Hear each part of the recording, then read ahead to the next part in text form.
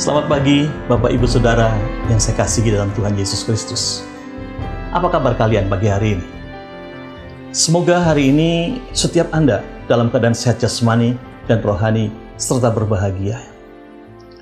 Bulan Desember bulan yang spesial buat kita, di mana semua orang sudah mulai menghiasi rumahnya, menghiasi gerejanya dengan berbagai ornamen yang begitu semarak untuk menyambut dan memperingati kelahiran Kristus Yesus di atas dunia ini.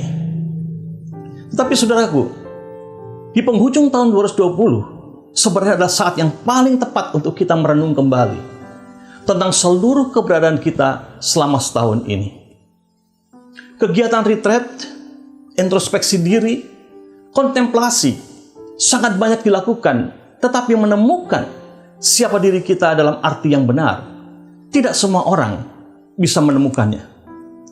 Dan saya percaya pagi hari ini saudara telah siap di depan komputer atau handphone atau gadget yang lain untuk mendengarkan khotbah pengajaran yang saya akan berikan bagi saudara, yang telah saya persiapkan, dan saudara mempersiapkan buku catatan untuk menulis hal-hal yang penting dari pengajaran ini.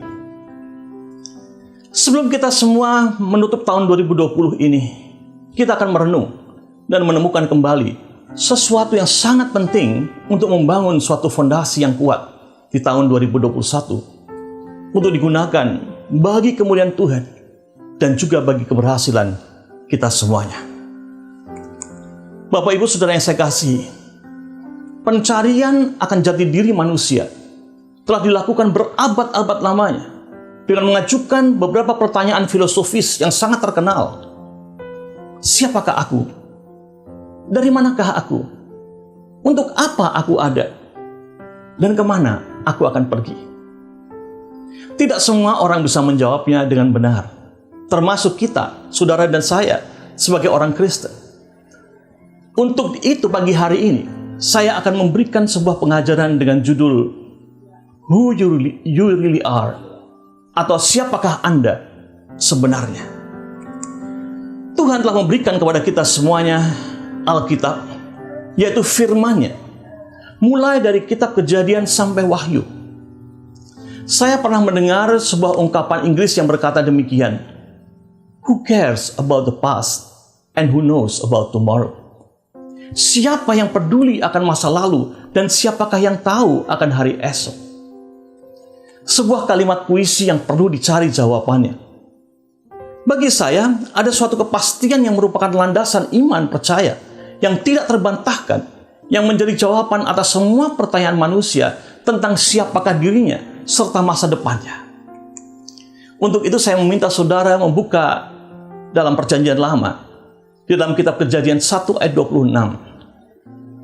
Baiklah kita menjadikan manusia menurut gambar dan rupa kita, supaya mereka berkuasa atas ikan-ikan di laut dan burung-burung di udara, dan atas ternak, dan atas seluruh bumi, dan atas segala binatang melata yang merayap di bumi. Saudara, kitab pertama, kitab yang sangat penting dalam menata kehidupan kita, menata fondasi kita, memberi pengertian akan asal mula dan tujuan kehidupan manusia itu. Sebuah kitab yang meletakkan dasar untuk berpikir. Kekristenan adalah memberikan kebenaran tentang Tuhan dan juga kebenaran tentang manusia, serta juga kebenaran tentang bagaimana manusia harus hidup di dunia ini.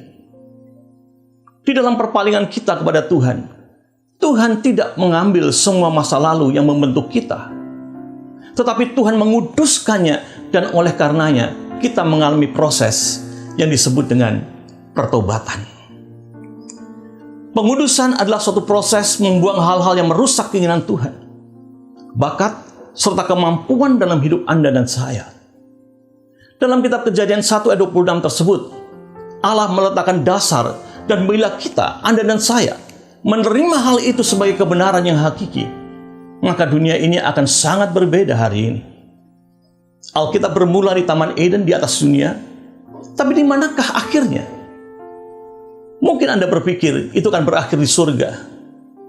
Bukan begitu. Alkitab juga akan berakhir di atas dunia ini. Dan bergerak dari sebuah taman kepada sebuah kota sehingga visi Allah bagi kemanusiaan itu terpenuhi. Masih ingatkah saudara kan khotbah yang saya sampaikan, pengajaran yang saya sampaikan minggu yang lalu? Bahwa anak-anak Adam dan Hawa, mereka membangun satu kota yang luar biasa. Dan mereka dipenuhi dengan segala kecemerlangan pikiran. Saudaraku, Kejadian 1:26 berbicara tentang sifat kita sebagai manusia. Berbicara mengenai sifat kita dalam hubungan dengan Allah. Dan juga hubungannya dengan mandat budaya untuk kita berkembang biak. Ada perbedaan antara berkuasa dan dominasi. Dominasi adalah perbuatan serupa dengan iblis. Sedang berkuasa itu adalah ilahi. Dominasi menciptakan penindasan, eksploitasi, mengesampingkan, dan menghilangkan hak sebagai manusia. Tetapi berkuasa adalah mengidentifikasi yang terbaik dalam diri manusia dan menariknya keluar serta memimpin mereka menemukan tujuannya. Itulah maksud awal Tuhan dalam Kejadian 1 ayat 26. Hal ini mengungkap fakta bahwa keberadaan kita sebagai manusia di satu sisi adalah religius, tapi di sisi yang lain adalah politis. Bagi kedua hal tersebut, tidak semua orang mau membicarakannya, karena pasti akan terjadi pertikaian dan tidak mungkin disatukan. Keberadaan kita secara religius dalam Alkitab dituliskan dalam Pengkhotbah 3 ayat 11 yang berkata demikian. Ia membuat segala sesuatu indah pada waktunya. Bahkan ia memberikan kekekalan dalam hati mereka. Saudaraku, memang segala sesuatunya akan indah kalau Allah memberikan kekekalan dalam hati kita masing-masing. Allah memberikan kekekalan dalam hati kita yang dalam bahasa Ibrani olam atau el olam. Allah yang kekal diberikan dalam hati setiap manusia untuk menguatkan keinginan manusia itu mencari Tuhan. Bahkan sebelum Anda mengenal Tuhan, Allah telah memberi tandanya dalam hati manusia. Sehingga oleh karenanya muncul sekitar 4.000 aliran agama di atas dunia ini. 4.000 aliran agama untuk mencari Tuhan dan untuk berhubungan dengan Dia. Itulah agama yang dibuat manusia. Agama adalah usaha manusia untuk merespon tanda Tuhan dalam hatinya, yang menciptakan kelaparan jauh melampaui kelaparan tubuh. Secara sederhana, agama adalah ritual-ritual ibadah untuk memuaskan kelaparan rohani manusia. Iblis mengetahui hal ini, sehingga ia memberikan begitu banyak alternatif di luar Tuhan untuk memuaskan kebutuhan manusia tersebut sampai ke liang kubur, sampai mereka menemukan Allah yang benar. Kekristenan yang kita punya hari-hari ini seringkali dituduh sebagai agama yang eksklusif, karena hanya memperkenalkan Tuhan Yesus sebagai satu-satunya jalan, kebenaran, dan hidup. Dan oleh karena hal ini, banyak orang Kristen merasa tertuduh dan akhirnya kompromi oleh karena mereka hidup di tengah dunia yang penuh alternatif ini. Melihat begitu banyaknya agama hanya untuk memuaskan kerinduan mencari Tuhan, atau secara sederhana meminta Tuhan menyatakan dirinya agar manusia merasa terpuaskan, maka pewahyuan tentang Yesus Kristus menjadi sangat kritikal dan penting. Walau Alkitab menulis dalam Kejadian 11, saat manusia mendirikan Menara Babel, manusia diperkenankan memakai caranya sendiri untuk membentuk struktur masyarakat, moral, politik, dan agama. Sampai Tuhan menemukan suatu bangsa, yaitu Israel, yang mengenal Tuhan secara pribadi dan menjadi terang di tengah kegelapan moral dan agama saat itu. Sampai terang kebenaran itu datang ke dunia sebagai manusia. Dan itulah Tuhan kita Yesus Kristus, yang kita akan memperingati kelahirannya tanggal 25 Desember ini. Dialah yang merupakan terang dunia, yang akan menerangi segala kegelapan yang ada di sekeliling kita masing-masing. Bapak, Ibu, Saudara yang saya kasihi,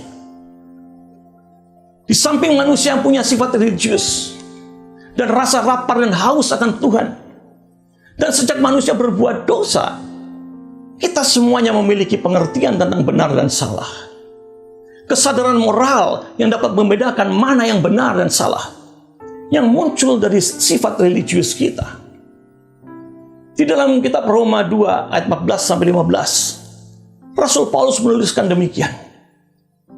Apabila bangsa-bangsa lain yang tidak memiliki hukum Taurat, oleh dorongan diri sendiri melakukan apa yang dituntut hukum Taurat, maka walaupun mereka tidak memiliki hukum Taurat, mereka menjadi hukum Taurat bagi diri mereka sendiri. Sebab dengan itu, mereka menunjukkan bahwa isi hukum Taurat ada tertulis dalam hati mereka, dan suara hati mereka turut bersaksi, dan pikiran mereka saling menuduh atau saling membela. Paulus bukan hanya berbicara tentang orang-orang yang percaya, tapi juga mereka yang masih kafir yang ada di luar sana. Orang-orang yang bukan Yahudi. Bagi orang kafir yang melakukan seperti yang tertulis dalam hukum Musa, walau tanpa mengerti akan hukum itu, mereka menjadi bukti bahwa ada hukum universal dalam setiap hati manusia. Bapak, Ibu, Saudara, sebagai manusia kita pun mempunyai sifat untuk berpolitik. Mungkin saudara berkata, saya tidak terlibat dalam politik. Tapi dengar baik-baik. Apa yang saudara katakan itu sebenarnya Anda sudah berpolitik dengan perkataan Anda. Mengapa manusia punya sifat politik dalam dirinya? Karena setiap kita punya pendapat. Dan setiap Anda punya pendapat, Anda telah berpolitik.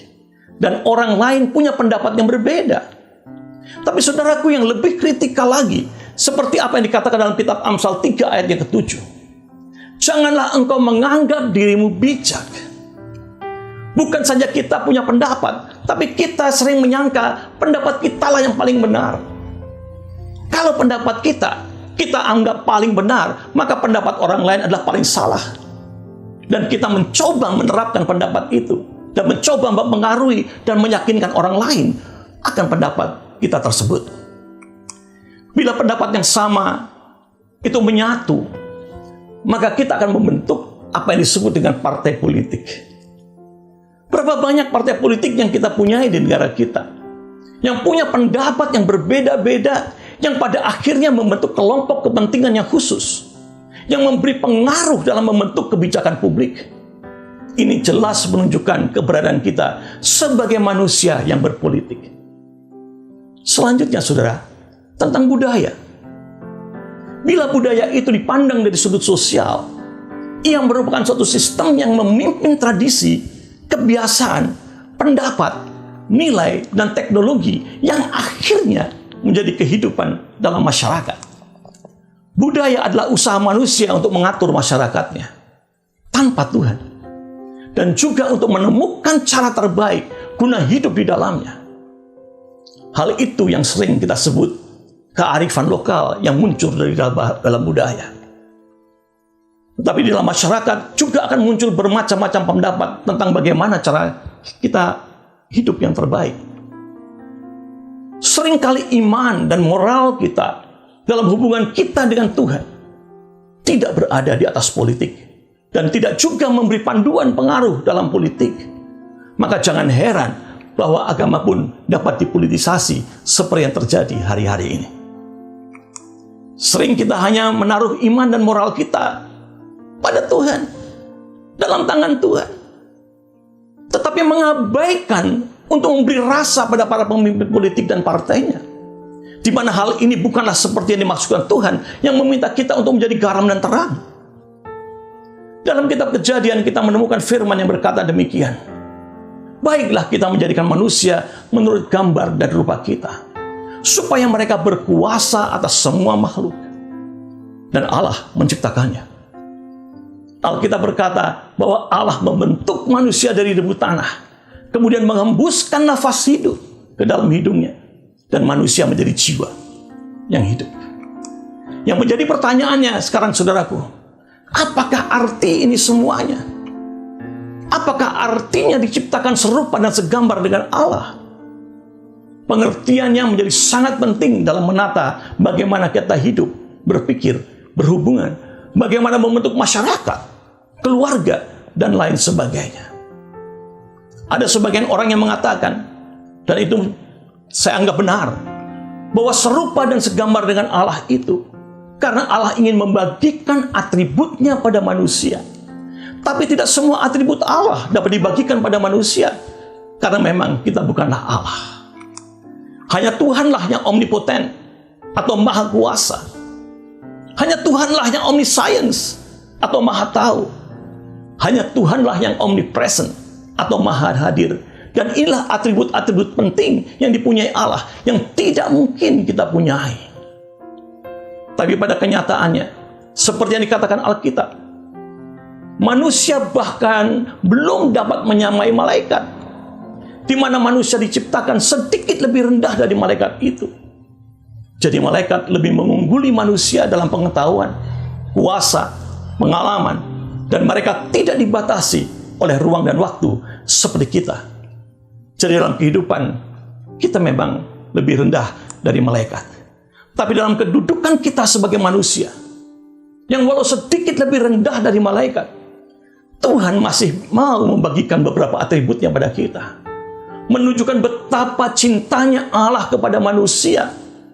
Walaupun mereka telah berbuat dosa, tetapi Allah sedang mencari. Allah sedang kembali mencari nilai yang Dia taruhkan dalam hati manusia. Dan Dia akan memberikan atribut-atributnya kepada manusia demi kelangsungan hidupnya di atas dunia ini, demi untuk menunjukkan bahwa Allah itu Allah yang benar, Allah yang maha kasih, yang sanggup memberikan demi kebaikan manusia itu sendiri.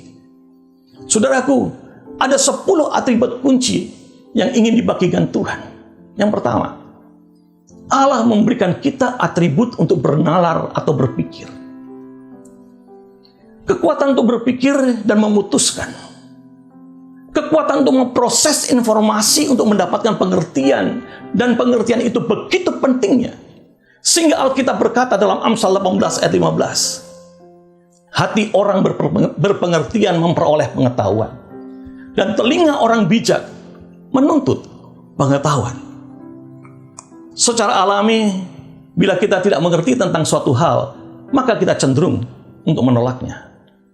Itu sebabnya pengertian itu sangat penting. Ketika Tuhan Yesus memberikan perumpamaan tentang penabur dan benih yang ditaburkan dalam kitab atau Injil Matius 13 ayat 4. Pada waktu Ia menabur, sebagian benih itu jatuh di pinggir jalan, lalu datanglah burung dan memakannya sampai habis. Apa maksud perumpamaan ini? Ketika benih firman Tuhan itu ditaburkan, sebagian firman itu jatuh di pinggir jalan, dan iblis seketika itu juga mengambilnya. Mengapa? Karena tidak adanya pengertian akan firman itu. Bapak Ibu, dengan kata lain, apa yang kita mengerti tidak mungkin akan dicuri oleh iblis. Atau dalam keseharian kita, bila kita mengerti sesuatu, maka pengetahuan itu akan melekat seumur hidup dalam benak kita. Untuk itu Bapak Ibu, otak kita ini sebenarnya tidak diperuntukkan untuk menghafal, tapi lebih untuk mengerti. Untuk itu punyailah pengertian. Jadi kemampuan untuk bernalar atau berpikir, itulah atribut pertama yang diberikan Tuhan pada kita. Yang kedua, Bapak Ibu, atribut kreativitas. Pada kenyataannya kita sebenarnya mirip dengan Allah yang mengekspresikan kreativitas. Kita bisa melihat hari-hari ini betapa dahsyatnya kreativitas manusia. Misalnya sebuah gedung yang luar biasa yang bernama Burj Khalifa. Gedung tertinggi di dunia. 828 meter tingginya. 160 lantai yang berada di Dubai, Uni Emirat Arab. Serta gedung-gedung pencakar langit yang lain. Hasil kreativitas manusia. Bukan hanya itu. Kreativitas manusia ditunjukkan dalam membuat lagu, sastra, religiusitas dengan membangun gereja-gereja yang megah dan indah. Kita punya kuasa untuk mencipta dengan kata-kata, pikiran, bakat, dan tindakan kita. Kita diberi kemampuan untuk dapat membayangkan tentang suatu bentuk. Kita diberi kemampuan untuk dapat membayangkan hal-hal yang baru, tapi juga membayangkan kembali hal-hal yang usang. Saya memberikan satu contoh, Bapak, Ibu, dan Saudara, anak-anak muda. Saudara masih atau ingat Atau saudara sudah terbiasa dengan platform shoes? Atau sepatu dengan sol yang tinggi? Bagi anak-anak muda itu dianggap suatu yang baru, mode yang baru.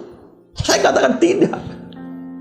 Sepatu seperti ini sudah ada puluhan tahun yang lalu. Hanya sekarang lebih dibentuk dalam model kreasi yang baru. Fashion atau mode itu sendiri ada pergerakan dalam masyarakat. Ia bergeser dalam bentuk lingkaran yang akan kembali pada titik awalnya. Makanya Alkitab berkata dalam kitab Pengkhotbah, apa yang pernah ada akan ada lagi, dan apa yang dibuat akan dibuat lagi.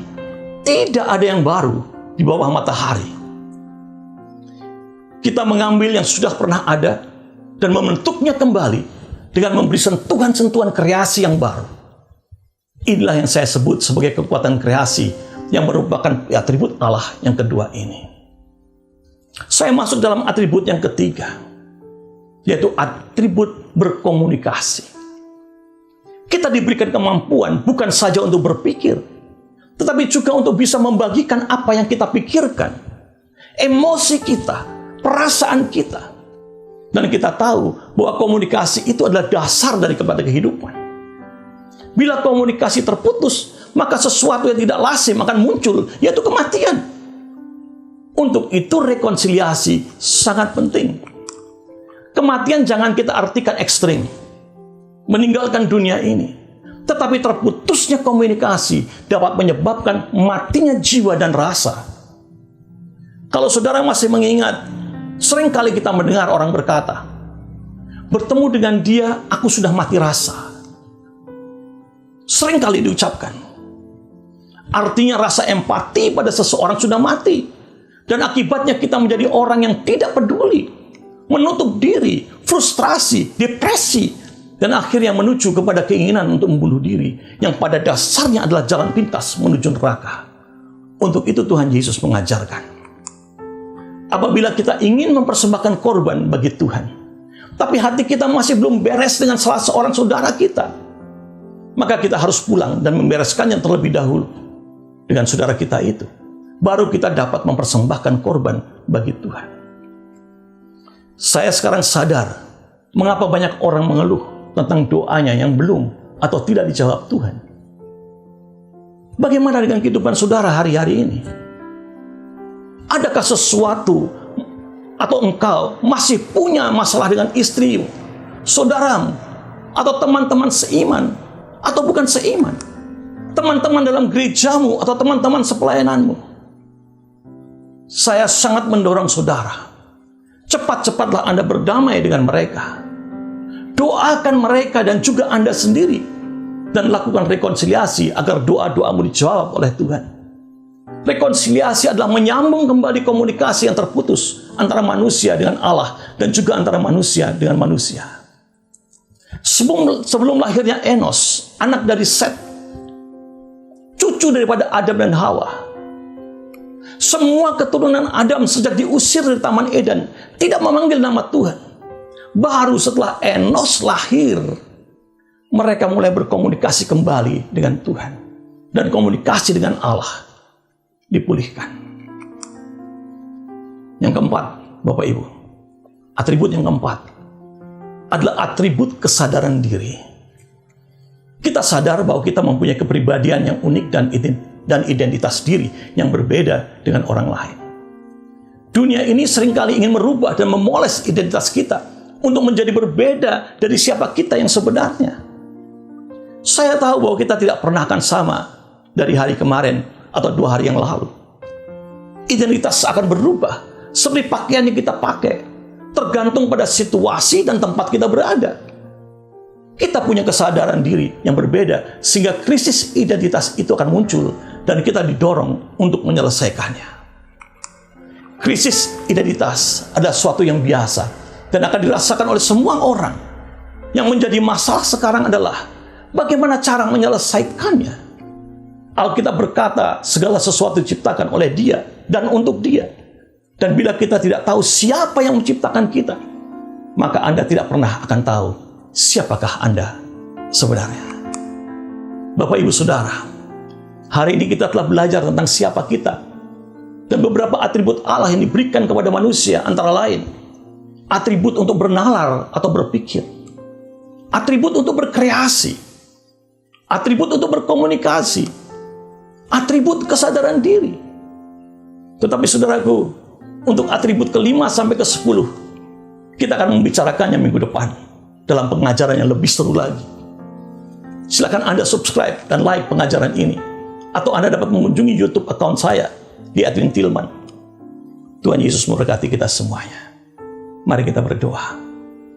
Ya Tuhan, semakin kami menyadari dan semakin kami tahu, hanya oleh karena anugerah-Lah kami ada, dan kami punya identitas Allah dalam diri kita masing-masing.